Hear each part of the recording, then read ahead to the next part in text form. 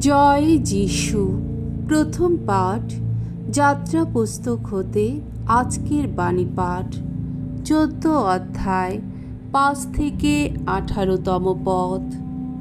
ভগবান বিপন্ন ইসরায়েলীয়দের রক্ষা করবেন বলে প্রতিশ্রুতি দিলেন। তারা সাগরের মাঝখান দিয়ে শুকনো মাটির ওপর দিয়েই হেঁটে যেতে পারবে। মিশরের রাজা ফারাওকে যখন জানানো হলো যে ইসরায়েলীয়রা পালিয়ে গেছে, তখন ইসরায়েলীয়দের প্রতি তার নিজের ও তার কর্মচারীদের মনোভাব পাল্টে গেল। তারা বলতে লাগলেন, আমরা কি করলাম? আমাদের ওই ইসরায়েলীয় কৃতদাসদের কেনই বা মুক্তি দিতে গেলাম? তাই ফারাও তখন তার রথে ঘোড়া লাগাতে বললেন। তিনি তার সৈন্য দল সঙ্গে নিলেন। বাছাই করা 600 রথ নিলেন তিনি, আর সেই সঙ্গে মিশরের অন্যান্য রথও। প্রতিটি রথে ছিল একজন করে পদস্থ যোদ্ধা। ভগবান তখন মিশরের রাজা ফারাওর অন্তরটাকে জেদি করে তুললেন। তাই তিনি ইসরায়েলীয়দের পেছনে ধাওয়া করলেন।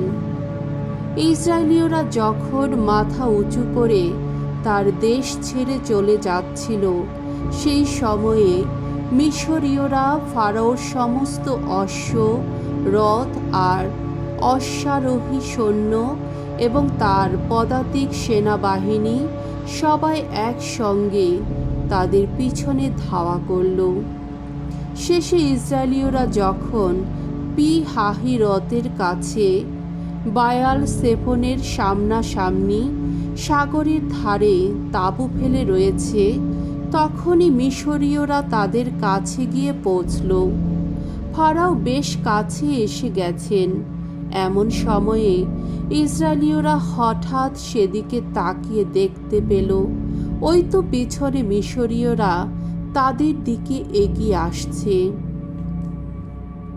ইসরায়েলীয়রা তখন খুবই ভীত হয়ে পড়ল।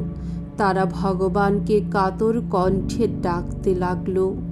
মোশিকে তারা বলল, মিশরে কি কবরের অভাব ছিল যে তুমি আমাদের এই মরুভূমিতেই মরতে নিয়ে এসেছ? মিশরের বাইরে নিয়ে এসে তুমি আমাদের কি করলে? মিশরে থাকতে আমরা কি তোমাকে সেই কথাই বলিনি? আমরা কি বলিনি, আমাদের ছেড়ে দাও, আমরা বরং মিশরীয়দের দাসত্বই করব? মরুভূমিতে মরার চেয়ে মিশরীয়দের দাসত্ব করাই বরং ভালো। তখন মোশি লোকদের বললেন, না, ভয় পেও না তোমরা, এখানে বরং স্থির হয়ে দাঁড়াও। দেখতে পাবে আজ ভগবান তোমাদের কেমনভাবে রক্ষা করবেন। ওই যে মিশরীয়দের তোমরা এখন চোখের সামনে দেখছ, পরে ওদের কিন্তু আর কোনো দিনও দেখতে পাবে না।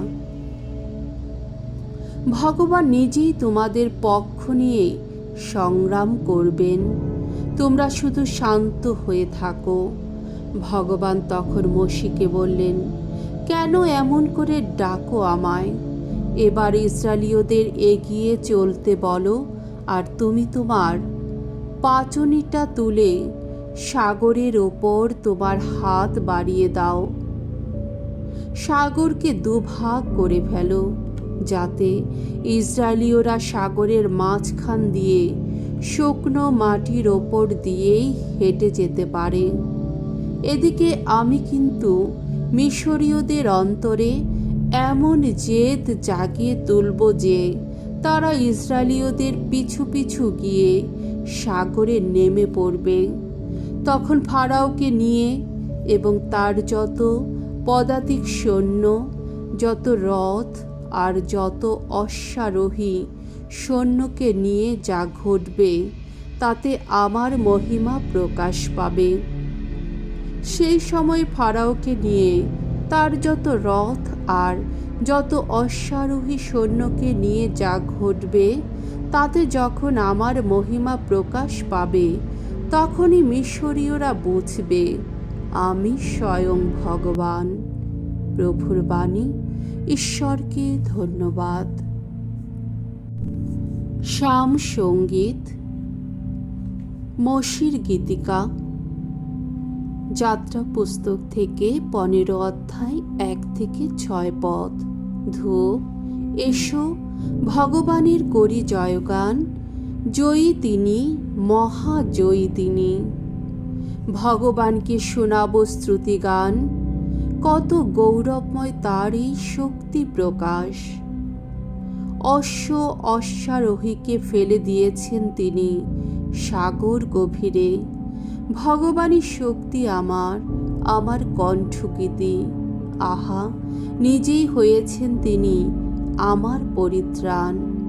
আমার ঈশ্বর তিনি, তাকেই বন্দনা করি আমি। আমার পিতার ঈশ্বর তিনি, গাই আমি তারই গুণগান। ভগবান, আহা, মহাযোদ্ধা তিনি। ভগবান, এই তো তার নাম। ফারাওর যত রথ ও সৈন্যদল ঠেলেই দিয়েছেন তিনি সাগর গভীরে। সেরা যত সেনানায়ক আজ নিমজ্জিত লোহিত সাগরে। তাদের ঝাঁপিয়ে আজ বয়ে গেছে অতলের জল। তলিয়ে গেছে তারা পাথরের মতো সাগর গহনে। বাণী বন্দনা। জয় জয় প্রভুর জয়। আমরা যেন প্রভুর বাণী আজ কান পেতে শুনি। আমরা যেন হৃদয় দুয়ার বন্ধ করে না রাখি। জয় জয় প্রভুর জয়। মঙ্গল সমাচার। মথি রচিত মঙ্গল সমাচার 12 অধ্যায় 38 থেকে 42 পদ। যিশুর পুনরুত্থান প্রবক্তা জোনার সেই অলৌকিক উদ্ধারের মতো ঈশ্বরের দেখানো এক মহা নিদর্শন। একদিন শাস্ত্রী ও ফরিসীদের কয়েকজন যিশুকে বললেন, গুরু, আমরা আপনার কাছ থেকে কোনো অলৌকিক নিদর্শন দেখতে চাই। উত্তরে তিনি বললেন, এমন অসৎ ভ্রষ্ট প্রজন্মের মানুষ যারা, তারাই কিনা অলৌকিক নিদর্শন দেখতে চায়। কিন্তু প্রবক্তা জোনার সে নিদর্শন ছাড়া তাদের তো আর কোনো অলৌকিক নিদর্শনই দেখানো হবে না। কারণ জোনা যেমন 3 দিন 3 রাত ধরে সেই অতিকায় মাছের পেটের ভেতরে ছিলেন, তেমনি মানবপুত্র 3 দিন 3 রাত ধরেই মাটির ভেতরে থাকবে। মহাবিচারের সময় যখন এই প্রজন্মের লোকদের উঠে দাঁড়াতে হবে, তখন দক্ষিণ দেশের সেই রানীও উঠে তাদের দোষী সাব্যস্ত করবেন। কারণ সলোমনের মুখ থেকে পরম জ্ঞানের কথা শোনবার জন্যে তিনি পৃথিবীর সুদূর প্রান্ত থেকেই এসেছিলেন। অথচ এখানে তো সলোমনের চেয়ে মহত্তর কেউ আছেই। প্রভুর মঙ্গলময় বাণী। খ্রিস্ট প্রভু তোমার প্রশংসা হোক।